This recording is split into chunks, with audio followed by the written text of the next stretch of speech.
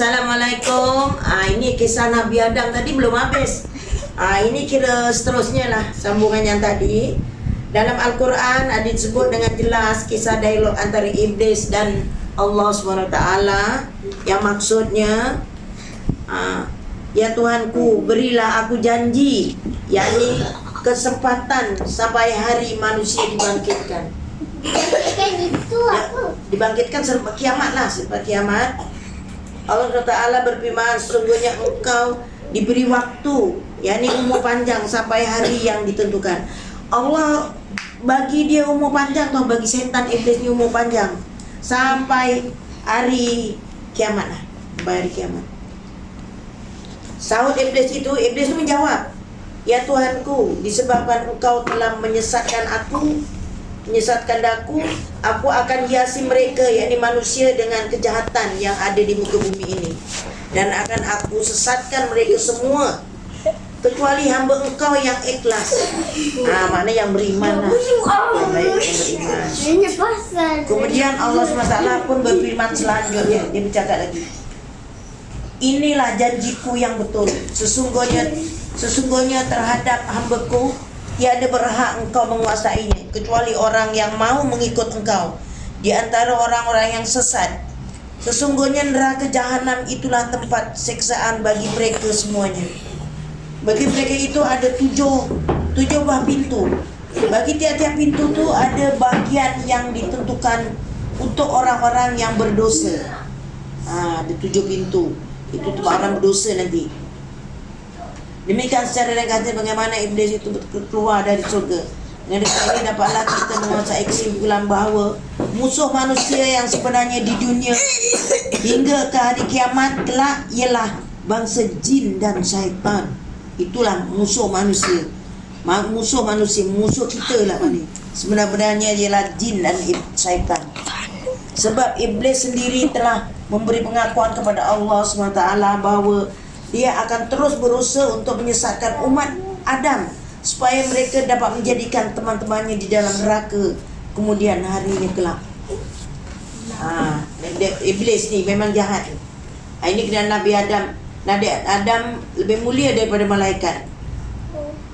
Bahawa malaikat itu telah dijadikan dari cahaya, sedang Nabi Adam AS telah dicipta daripada tanah.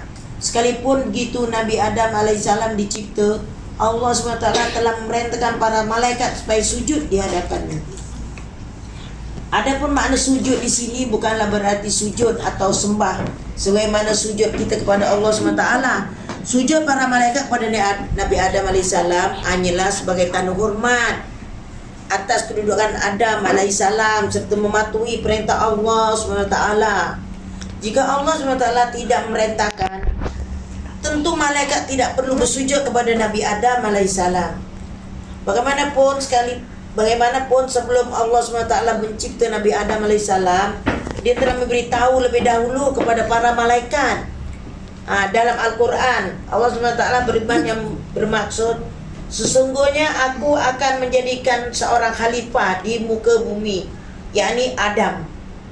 Maka jawab malaikat, adakah patut engkau menjadikan seorang khalifah di muka bumi yang akan berbuat binasa dan menumpahkan darah, yakni berbunuh-bunuhan, sedangkan kami bertasbih dan memuji engkau dan mensucikan engkau. Allah SWT berfirman, sesungguhnya aku mengetahui apa-apa yang tidak kamu ketahui.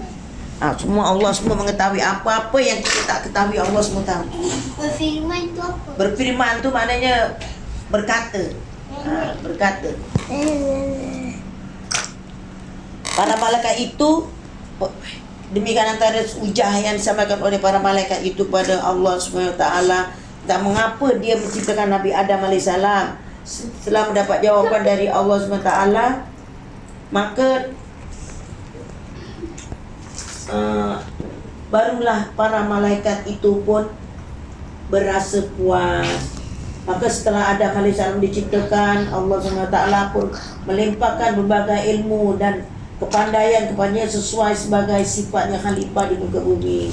Setelah Nabi Adam AS mengetahui segala nama-nama benda yang ada di sekitarnya, maka Allah SWT pun mengumpulkan sekalian malaikat dia diciptakan tu dia tak tahu tau. Contohnya ini kerusi, ini buku, ini tudung, Siapa ini yang apa. tak tahu tu? Nabi Adam, pasal dia dicipta daripada tanah. Dia baru dicipta, dia dah tahu lah. Apa ni, barulah dia belajar. Baru dia belajar. Ini apa, ini apa. Oh, Ah. baca ABC. Pasal dia daripada tanah. Sama lah macam kita. Kenapa dia tak tahu? Dia tak tahu, dia tanah. Tanah. Dia daripada tanah. Kemudian Allah SWT apa bertanyakan para malaikat itu, sekiranya mereka tahu nama benda-benda itu. Contohnya dia tanya malaikat lah nama benda-benda itu. So para malaikat, Maha Suci Allah, tidaklah kami mengetahui segala sesuatu selain apa yang telah diajarkan kepada kami. Sebenarnya Allah juga yang ajar benda-benda itu, nama malaikat yang ajar lah. Itu atas kehendak Allah lah. Dengan jawaban para malaikat itu, maka jelas menunjukkan adanya kelebihan Nabi Adam AS dari para malaikat itu, kerana ada juga ilmu-ilmu yang dapat diketahui Adam AS tetapi tidak diketahui oleh para malaikat. Para malaikat itu hanya tahu nama benda-benda atau ilmu yang diajarkan Allah SWT kepadanya sahaja. Gitulah kisah Nabi Adam AS.